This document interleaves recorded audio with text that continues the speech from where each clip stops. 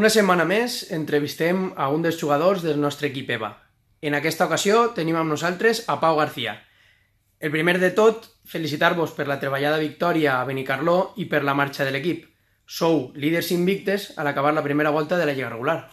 Sí, moltes gràcies. La veritat és que l'últim partit que jugarem a Benicarló sabíem que anava a ser un partit prou difícil perquè està prou dalt en la classificació, ha tret partits prou difícils, però la veritat és que jugarem prou bé i també sí que un partit molt bonic perquè l'afició tenia molt bona afició a Benicarló, tenia molta gent i bueno, pues, com jugarem prou bé, el partit ha anat molt bé i també es disfruta d'aquesta sèptima victòria que hem pogut treure tota la volta sense ninguna derrota.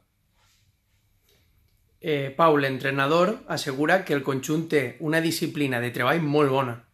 És eixa la clau per explicar la bona marxa de l'equip? Jo crec que sí, perquè estem fent molt bon treball el dia a dia, jo crec, i veure que això es complix crec que és clau en què després els resultats isquen i sobretot també que tenim molta confiança després en els partits i jo crec que això és clau per atraure-los. A nivell personal, aquesta ja és la segona temporada al primer equip.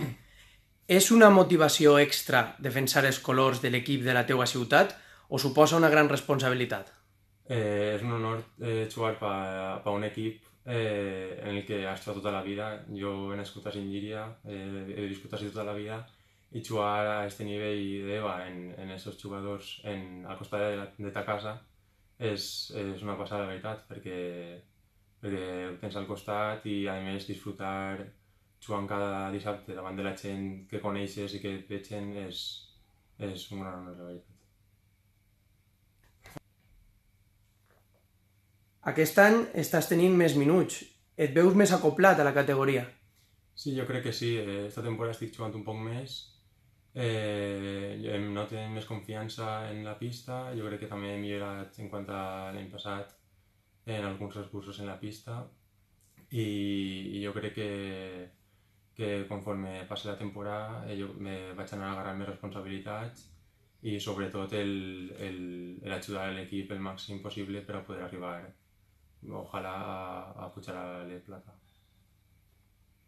Ton pare va ser un gran jugador. Et dona consells o és molt dur amb tu? No, mon pare normalment me diu que puc fer més coses, però no, però en realitat ell les coses que veu que puc millorar m'ho diu, però el més important és que me diu que disfrute del bàsquet i que a poc les coses van eixint i això és el més important. Molt bé, i ja per acabar, algun missatge a l'afició?